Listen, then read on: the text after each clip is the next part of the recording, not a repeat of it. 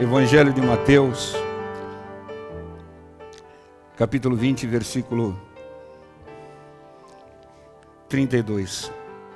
E Jesus, parando, chamou-os e disse: que queres que vos faça?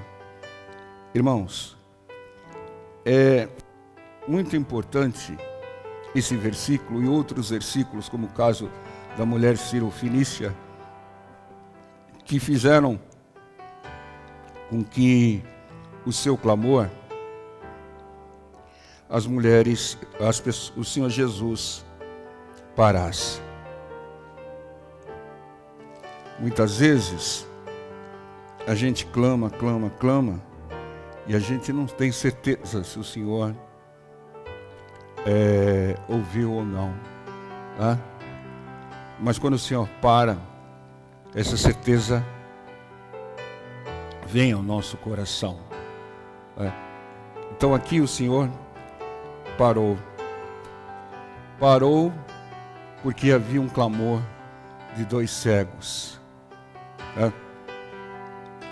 E é importante o nosso clamor, que nós tenhamos um clamor diferente, que mexa com o Senhor, um clamor que toque o Senhor, um clamor que façam com que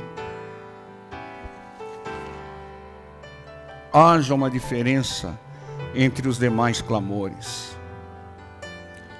Importante é isso, irmãos, porque clamar todo mundo clama, mas quando o clamor é persistente, quando o clamor é sincero, quando o clamor é focado, não sei, o importante é focar, e principalmente focar quando o Senhor está falando. Quando o Senhor está falando, não pode dispersar, não pode ter conversa paralela, porque tem que ter o respeito com Deus, dar atenção a Deus. Quando a palavra está sendo ministrada, é Deus falando. E quando Deus está falando, você não fica de cochicho, você respeita, você ouve, não é verdade? É a mesma coisa o clamor. Quando o clamor é sincero, quando o clamor ele vem do fundo da alma, aquele clamor de desespero, o Senhor para. E aqui, quando o Senhor para, Ele atende. Aqui foi o caso de 2 cegos que clamaram. E o Senhor perguntou a eles: que queres que vos faça? Muitas vezes a gente clama a Deus, mas a gente não especifica o que nós queremos do Senhor. Senhor, tem misericórdia de mim, mas para quê? As pessoas às vezes têm tantas necessidades, tantas lutas, às vezes tem até necessidades que ela não se deu conta. E ela clama pela misericórdia de Deus, mas ela não é objetiva, né? Ela às vezes fica divagando, apresenta uma lista. O que é prioritário na sua vida? O que é fundamental na sua vida, né? Por que você está clamando?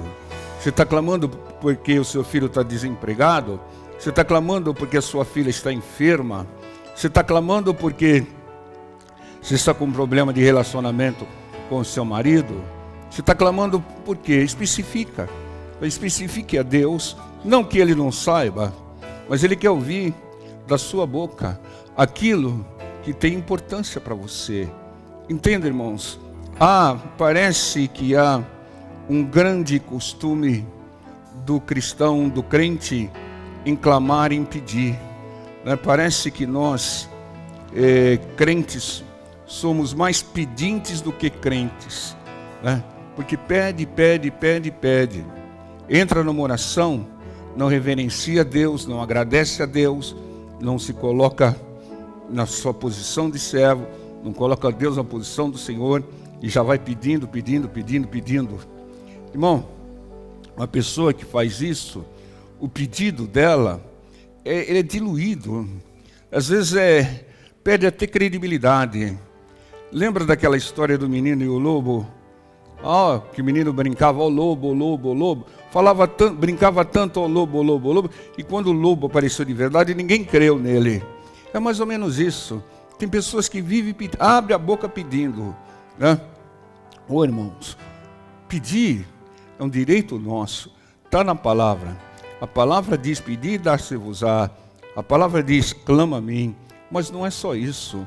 Tem que agradecer, tem que louvar, tem que ver aquilo que Deus já fez na sua vida. Você entende, irmãos? Então, nós temos que ser mais seletivos com os nossos pedidos. Não que cheguemos ao discurso de falar, não, isso não vou pedir para Deus, é tão pequeno que não vou pedir para Deus. Ora, irmão, se não tem solução, pequeno ou não, se não tem solução, peça a Deus. Mas não peça a Deus aquilo que tem solução.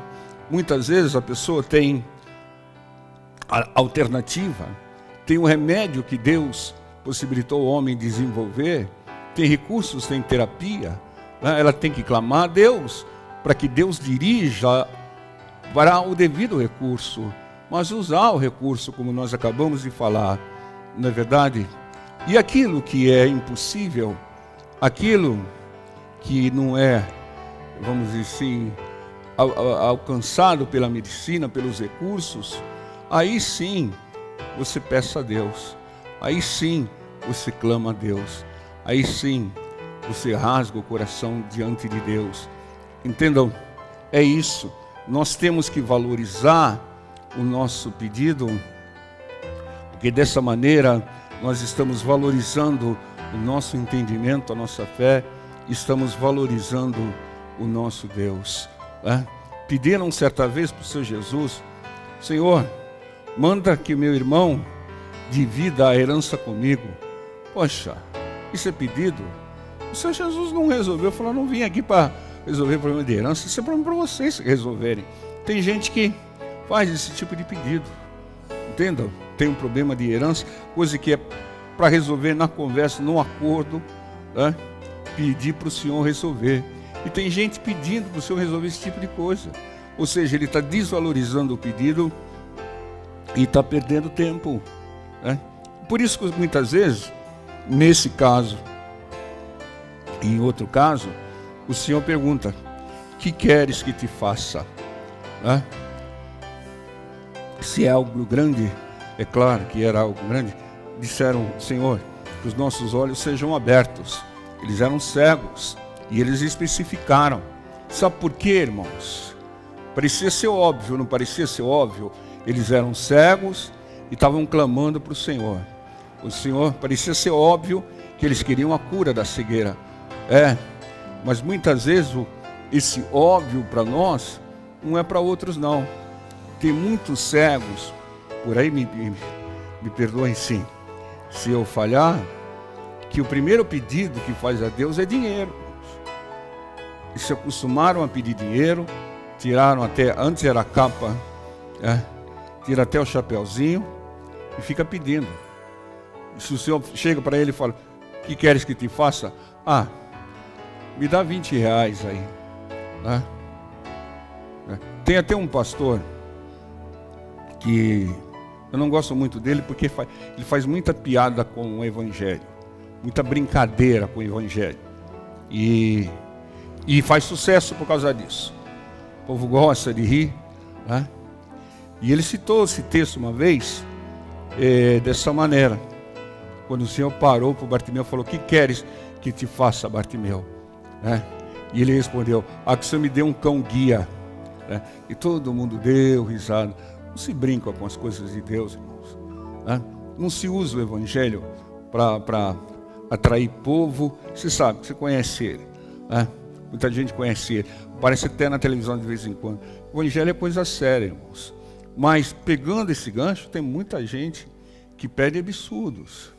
Temos que ser mais seletivos e pedir, demonstrando para que você quer.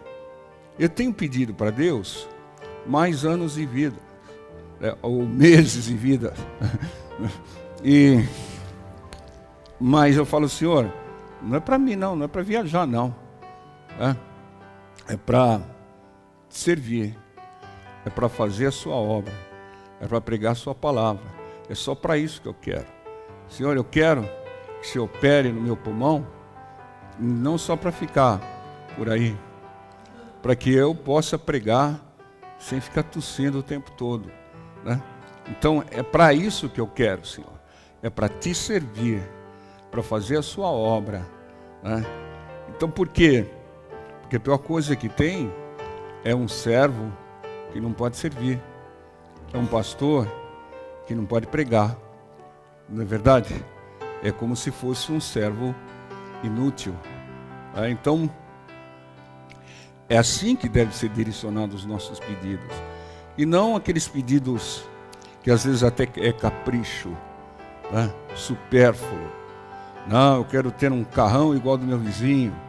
Eu quero ter isso, eu quero ter aquilo. Ou como o pedido que fez a mãe de Tiago e João, que queria que um assentasse à direita e o outro à esquerda de Deus Pai.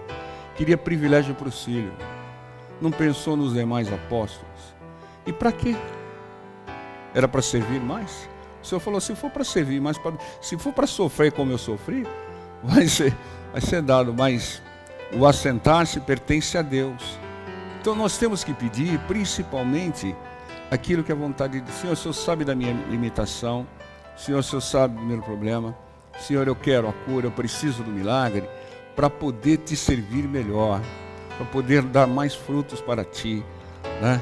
Porque, Pai, com essa dor, com esse problema, com essa irritação, com essa limitação, eu estou sendo impedido de te servir melhor, tá? É isso, irmãos, porque nós viemos para servir e não se servir. Deus vai nos servir para que nós possamos servir mais e melhor. E é por isso que o Senhor Jesus aqui perguntou: que queres que vos faça? Né? É claro que a resposta veio de acordo com aquilo que todos nós imaginávamos, que nossos olhos sejam abertos, que enxerguemos. Mas podia vir, eu quero dinheiro, Senhor, né?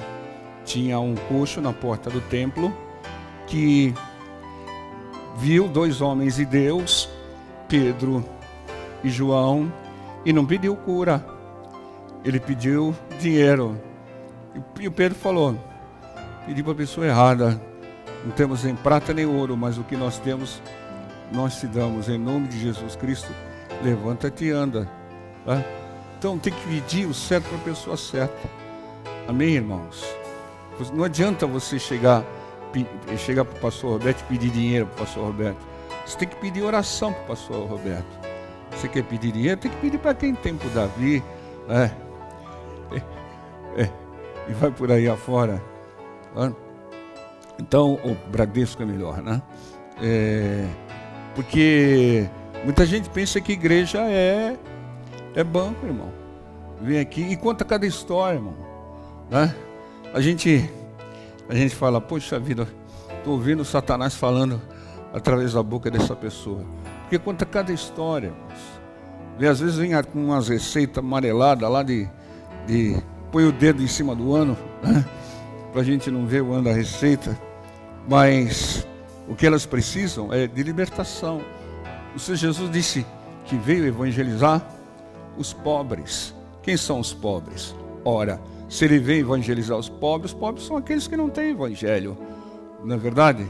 Então é a pobre espiritual, que é aquele que não tem evangelho, que é o pior que tem, e é o pobre material, aquele que não tem recursos financeiros. Mateus 21, versículo 2. Aqui o Senhor Jesus está para entrar triunfalmente em Jerusalém. E ele dá uma ordem aos seus discípulos: e de aldeia que está defronte de vós, e logo encontrareis uma jumenta presa, e um jumentinho com ela. Desprendei-a e trazei-mos. E continua o texto dizendo: e se alguém vos disser alguma coisa, direis que o Senhor o há de mister, né? Ele é necessário ao Senhor, e logo os enviará. Irmãos, esse versículo aqui, essas palavras do Senhor aqui, tem muitas revelações. Primeiro, é que ele entraria em Jerusalém montado num jumentinho, uma jumenta lá, um jumentinho. Por quê que ele entraria montado numa jumenta, no jumentinho? Quem sabe por quê? Porque estava escrito. Ora, o Senhor Jesus não fazia nada que não estivesse escrito.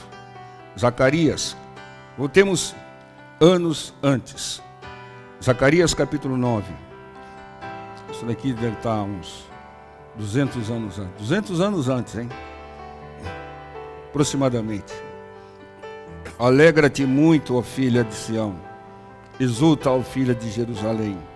Eis que o teu rei virá a ti, justo e salvador, pobre e montado sobre um jumento, sobre um asninho, filho de jumenta. Está vendo, irmãos? Está vendo porque o Senhor Jesus está pedindo a jumenta? Porque estava escrito. E o Senhor Jesus, ele não veio aqui fazer aquilo que ele bem entendia. Ele veio aqui cumprir o plano do Pai. Ele veio aqui cumprir aquilo que estava escrito a respeito dele. Então, quando ele ia para algum lugar, é porque estava escrito, estava planejado. Tá? Por isso que ele pediu aqui que fossem pegar lá o jumentinho. Né? Entenda, irmãos? Assim tem que ser a nossa vida. Aquilo que está escrito sobre nós, a gente tem que procurar cumprir, irmãos, como o Senhor Jesus fazia. É a única maneira de nós obtermos o sucesso. Né? Nós vamos passar por aflições, nós vamos passar por tribulações, como o Senhor Jesus passou, mas nós vamos alcançar os objetivos se nós seguirmos aquilo que está escrito. A Bíblia não é só um livro bonito, de histórias bonitas, para te dar consolo em alguns momentos, para te trazer paz. Ela faz tudo isso. Mas a Bíblia também é um roteiro de uma vida abençoada, né? Sem imunidades. Passa pelas lutas. As lutas têm os seus propósitos. As lutas nos amadurecem mais. As lutas nos ensinam mais. As lutas nos treinam. As lutas nos fazem desenvolver estratégias, armas da própria palavra de Deus. São necessárias. Se não fossem necessárias, Deus não as permitiria. Tem muitas bênçãos, muito mais necessárias. As bênçãos são maravilhosas, mas tudo fazem parte de um roteiro, o roteiro de Deus. Você tem que enquadrar a sua vida nesse roteiro, para que a sua vida seja uma vida abençoada. Então você tem que cumprir os mandamentos aqui, para que a sua vida seja abençoada. E há uma luta muito grande, porque você habita num mundo onde o roteiro é totalmente o inverso, onde o roteiro de Deus é desprezado, é zombado até. Quem crê passa papel de ingênuo, de bobo. Você acredita naquelas coisas? Muita gente fala isso. Entendam? Mas para nós que cremos, por isso é a importância da fé. Você precisa crer para poder obedecer, porque obediência é a única prova que você crê. A prática é a única prova que você crê. Se você, por exemplo, fazendo uma analogia, você trabalha numa empresa, e chega lá na empresa um auditor, e o auditor chega para você e pergunta: olha, vocês têm que fazer isso para em determinada parte do processo aí, para que a peça saia perfeita. Vocês fazem isso? Todo mundo vai falar: nós fazemos.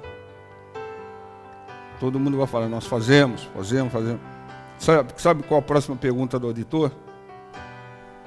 Show me, mostre-me, que dê o registro. E mostra o registro que vocês fazem. E você tem que provar que você faz, através de um registro, através de um vídeo qualquer. Tá? E você tem que provar também que a pessoa que está executando aquela determinada atividade, ela foi treinada para fazer aquilo. Não é uma pessoa qualquer que está fazendo. Ela passou por um treinamento. Você tem que mostrar o treinamento dela, o registro de treinamento dela. Com Deus, com a palavra de Deus, é análogo. Muita gente diz, eu creio, creio, creio. Só com a pergunta de Deus, mostre-me que você crê. E sabe como você vai mostrar que você crê? Na hora que vier uma adversidade, você vai ter que praticar aquilo que está escrito. Se você praticar na adversidade, porque praticar quando as coisas estão bem, é bem fácil, é mais fácil. Mas praticar na adversidade, aí você prova que verdadeiramente você crê. Você entendeu? Essa é a maneira de se provar que tem fé. A pessoa, quando fala da boca para fora, tenho fé, não dê crédito muito a isso, irmãos. Não dê crédito. Mas quando você vê essa pessoa numa luta e ela continua agindo de acordo com a palavra, aí você vai chegar na conclusão, verdadeiramente, essa pessoa tem fé. Porque muitas vezes você é surpreendido. Lembra do caso do Pedro? O Pedro falou, Senhor, eu estou disposto a ir contigo até prisão e a morte. Da boca para fora. A hora que vieram prender o Senhor, quem foi o primeiro que correu? Aí depois ele entendeu, se arrependeu, se transformou. Ou seja, como nós, né, irmãos? Muitas vezes nós falhamos, aprendemos com as falhas e nos transformamos. Não é verdade? Então, aqui nesse caso, o Senhor Jesus, em momento nenhum, havia dúvidas a respeito da fé do Senhor Jesus no Pai, na obra do Pai. Porque aqui ele fez questão de que fosse pego um burrinho para que ele cumprisse aquilo que estava escrito por Zacarias. Então ele fazia questão de obedecer a palavra de Deus. Né? Então são revelações espetaculares. Vocês vejam a fé do Senhor Jesus. E ele aqui, ele diz aqui, ide à aldeia que está defronte de vós e encontrareis uma jumenta. Né? E disse, desprendei-a e trazei-me. Ele não falou, peça emprestada a jumenta, não. Por quê? Porque ele também agia com a autoridade que ele tinha. Por quê? Porque tudo pertence a Deus, pessoal. Tudo. Essas cadeiras pertencem ao Senhor. Essa filmadora pertence ao Senhor. Esse púlpito pertence ao Senhor. Esse salão pertence ao Senhor. Né? Essa cidade pertence ao Senhor. Tudo pertence ao Senhor, irmãos. Ele é o Senhor de tudo. Ele é o Criador de tudo. Então ele não pede. É dele. Né? Ele fala, me traz lá um jumentinho. Eu sou o Senhor de tudo. Eu sou dono de tudo. Então pode trazer lá. E se alguém falar alguma coisa, diga que o Senhor precisa dele. Né?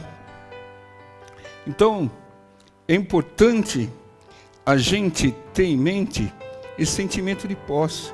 Muitas vezes você fala, não, isso é meu, é meu, é meu. É seu, vírgula, pertence ao Senhor. E é por isso que você não leva nada, a não ser a mente. A sua mente com as informações que você adquiriu a respeito do Senhor. Porque elas vão ser destrinchadas, vão ser abertas no dia do juízo final. Amém, povo de Deus? Vamos ficar em pé, vamos participar da ceia do Senhor. Glória a Deus.